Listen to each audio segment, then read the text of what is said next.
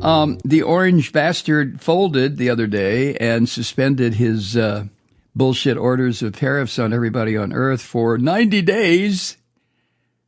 You know, the pressure got too much on. As long as Donald Trump feels like he has complete control of the velocity indicator on his destruction, he's okay.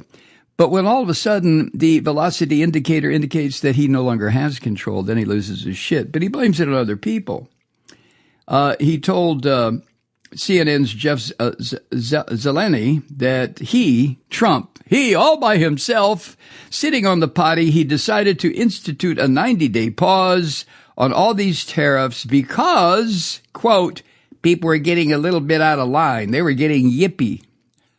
Yippy? Only he spelled so well, it's spelled Y-I-P-P-Y. They were getting yippy.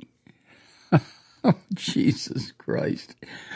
If he has used that term as the foul parent that he is, I'm sure that explains why Eric is the personification of cat piss. Yippee! People were getting yippee. He said this when he was talking to CNN, quote, what was happening to us on trade, not only with, if you look at it, not only with China, but China was by far the biggest abuser in history, and others also, but somebody had to do it. They had to stop because it was not sustainable, end quote. And he also said this, quote, they all want to make a deal. Somebody had to do what we did. And I did a 90-day pause for the people that didn't retaliate because they told them, if you retaliate, we double it. And that's what I did with China because they did retaliate. So we'll see how it works out. I think it's going to work out amazing. Oh, Jesus Christ. And then this gruesome little fucker named Scott Bessent, who is in the hapless position of U.S. Treasury Secretary, he said, quote, this was driven by the president's strategy. He and I had a long talk on Sunday, and this was his strategy all along. You might even say he goaded China into a bad position. They responded. They've shown themselves to the world to be bad actors. End quote. Yeah, okay, Scott, you stupid little prick. Okay, Scott, a way to fillet your boss man with a ridiculous statement like that. I don't think the world looks at China as a bad actor. I think right now, you dumb shit, the world is looking at the United States as a total fuck-up. Bad actor? How about a car wreck? By the way, as I'm recording this, the stock market is down again about 5%. There was so much cheering and backslapping yesterday when the stock market made the biggest single-day jump since what? The end of World War I, II, Korea, landing on the Mars as a moon? I don't know. But God damn was it touted, wasn't it? Hey, look at this. We went up 2,000. Well, as I'm recording this, stock market is down maybe 5%, which is about 2,000 points. So who knows? As far as I'm concerned, this is manipulation.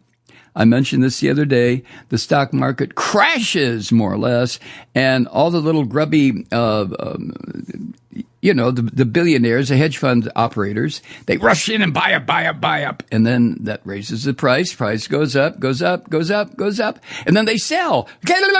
Price goes down. With this kind of volatility, you can bet your bottom dollar that there are people associated with the toilet rat who are just making a lot of money. Sell low, or buy low, sell high. Every fucking day. Up 15 points, down 2,000. Up 2,000, down 3,000. Up and down like a seesaw. Ride my seesaw. Well, the Financial Times chief data reporter, a guy named John Byrne Murdoch, he decided to check on his papers. The Financial Times has something called the Economic Policy Uncertainty Index. And that has been put together by economists, and it offers a snapshot of market instability at any given time. And when he took a look at this, he discovered something that he knew was going on. This is what he said, quote, "The thing about veering wildly between policy positions, favoring and then discarding a new maverick advisor each week, and using contradictory justifications at every turn is that even if one particular pivot is in the direction of sanity, chaos is the constant." End quote. The reference there directly to the toilet rat. In short, the trade war chaos being caused by this son of a bitch it has caused economic uncertainty to literally go off the chart. That chart that the Financial Times has used for the last couple of decades to determine market stability, how the capitalist system is doing in the good old United States of America. Well, Mr. Ben Murdoch posted this on Blue Sky. And it wasn't just him at Financial Times. Other observers who looked at the index, I remember it's called the Economic Policy Uncertainty Index. They were similarly convinced and at the same time shocked that the toilet rat had caused uncertainty to dramatically exceed even what was caused on this uncertainty index, what was caused by the coronavirus pandemic in 2020. It's worse now, the uncertainty index. It's worse now than it was during the pandemic. Trump is going to destroy everything. I don't have any doubt whatsoever. The thing that worries me is whether or not we're going to be able to recover. The only hope I see on the horizon is either he chokes to death on a chunk of cheeseburger, or in the elections coming up, November a year from now, not this November, God help us, but November a year from now, November 2026, that the American public has had so much shit and so much economic chaos, and God only knows where the numbers are going to be a year and a half from now. But that the American public will have had so much of this rat bastard that they won't be able to defeat him, but they will be able to install a Democratic House and Senate, which will put the brakes on this fucker. That's the only thing I can think of that is going to bring this to an end. Well, two things, So, one observer who looked at the uncertainty index said, quote, "Trump is so unpredictable that economic uncertainty is off the chart, literally." This person was a reporter for Vox. He wrote, quote, "We've had a different tariff policy almost every week, close to daily recently. Even today, the China rate jumped from 125% tariff to 145%. After the pause was announced." This person goes on, "Economic uncertainty has never been stronger." Uncertainty. "This will make long-term investment decisions near impossible." Now, normally, I don't know to what degree you follow economic trends or stock reports or what the bond prices. That is. It's something I've never really gotten into. I just look at the general overall trends and try to decide what I'm going to do with my life based in part on that. I tend to ignore them because in a real sense, even though I live in a capitalist system, I feel like I'm not influenced by this stuff. I have to buy groceries. I have to make a car payment. I pay my rent. I make sure that my daughter's tuition is paid, yada, yada, yada. But that makes me just so goddamn normal and common as to almost make me disappear. But that's how most of us live. The only time that I ever saw a family member get interested in stock reports was my dear immigrant from Italy grandfather, who came to this country penniless. The usual story. Came through Ellis Island, wound up in a small northwestern Ohio town, opened up a gas station and tire store, and made himself a hell of a lot of money, but he made it on investments. And I can remember my early childhood memories going to my grandfather's gas station with my grandma, and one of the reasons when I go to pump gas now, as soon as I smell those gasoline fumes, although they're not leaded anymore as they were when I was a kid, but as soon as I smell the gasoline fumes, it's like being flipped back decades to when I was a little kid. It's, sense memories, whatever. Memories of things past, that sort of thing. But he used to sit in his, he had a broken down, like an easy chair in part of the interior of this building. And it was a real mess. My grandfather was not, somebody to keep things neat. And my crazy uncle, the one that was really crazy, and I say that respectfully, he went crazy when he was in World War II, when he was in Paris, assigned to wrap up the bodies of American service people going back to the States. So my uncle Calvino went kind of wacko. But he worked there too. And when I would go visit, Grandpa would be sitting in this stuffed, broken down easy chair looking at the Wall Street Journal. Now, this is a man who could barely read English. Didn't speak it very well either. His favorite word was "Vieni qua," which means get your ass over here. But he would be looking at the stock reports in the Wall Street Journal from the day before. And he would sit there with his little number 2 pencil, making little marks on the newspaper. I don't know what the hell he did. Well, when he died, 60 years ago, he died quite wealthy. By the standards, 60 years ago. By today's standards, he was just moderately okay.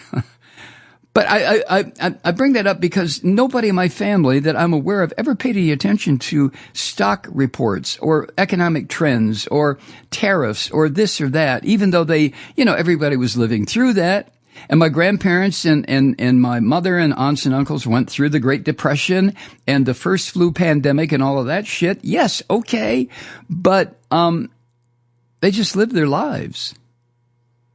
Except I've come to know the immigrants, especially immigrants who first came here, like my grandfather. They came here because they knew that the United States of America was a place where they would all get rich. If there wasn't gold in the streets, it was very easy to manufacture the gold by using something called the stock market. Oh, my goodness. Trump is destroying it. Now, I'm sure there's an attitude, one that I have shared often, that the destruction of this capitalist system, the absolute crashing and burning of the goddamn thing, and replacing it with a form of progressive socialism would probably be a good idea. But that's never going to happen. I came to that realization, I don't know, 2, 3, 4 decades ago, when the idea of an egalitarian society, whether it was based on race and gender and income and education and yada, yada, yada, yada, that it was not going to happen. Christianity and capitalism prevented it. So unless there's a destruction and a burning and a blowing up of Christianity, there will never be the same to capitalism. They go hand in hand. They're both oppressive, suppressive, determinate kinds of thought monsters that guarantee there is a top percentage that is usually so minuscule when it compared to the entire population. It's dictatorship. Oh, well. Adam Butler, who is the chief investment officer at Resolve Asset Management, said that the uncertainty being introduced, or produced, I should say, by the toilet rat is, quote, the true threat to global economic growth in the intermediate term. And he added this, quote, how can capital and resource allocators make decisions in the current environment? They won't. That means frozen hiring, investment, spending, etc. End quote. So what? Well, just from my own perspective, being ignorant of these things, as I got into journalism, I had to rely on people much smarter than I, which I continue to do, where it concerns this particular topic. There are other topics when I feel absolutely qualified. There are some topics where I feel absolutely overqualified. But economics, I'm still a toddler, so I rely on experts to feed information to me that, well, in this instance, scares the living shit out of me. Meanwhile, right now, as I'm recording this, this collection of miscreants, cowards, bastards, and assholes, in other words, Trump's cabinet, are meeting. He's having another cabinet meeting. There's something about Trump sitting in that chair with all of his enslaved assholes around him. He just loves that. Oh my God, bow down to me, kiss my ring. Listen. So right before I started recording today, I put on ABC Live, the webcasting of ABC News, and they switched over to this cabinet meeting. So I'm looking at it and listening to it, and after a few minutes, I could feel myself wanting to just rip my goddamn eyes out or stuff pencils in my ears, what I was seeing and hearing, not just from the orange toilet rat, but from these little slimy fuckers who are sitting around him, sucking up to him, and giggling and laughing at the witticisms that come tumbling out of his mouth. Oh, the people are getting yippy, so I had to put a 90-day pause because I'm Christ God,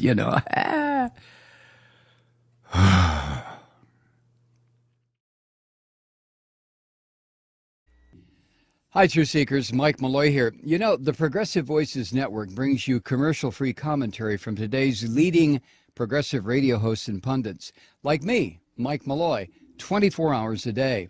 I'm not your typical old guy from the 80s or the 90s talk radio host, and Progressive Voices is not your typical talk radio network.